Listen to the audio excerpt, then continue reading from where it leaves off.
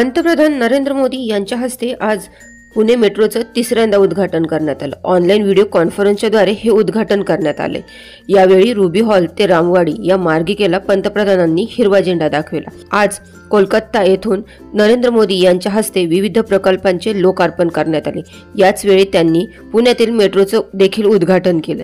या उद्घाटन सोहळ्याला मुख्यमंत्री तसेच दोन्ही उपमुख्यमंत्री देखील व्हिडिओ कॉन्फरन्सद्वारे उपस्थित होते।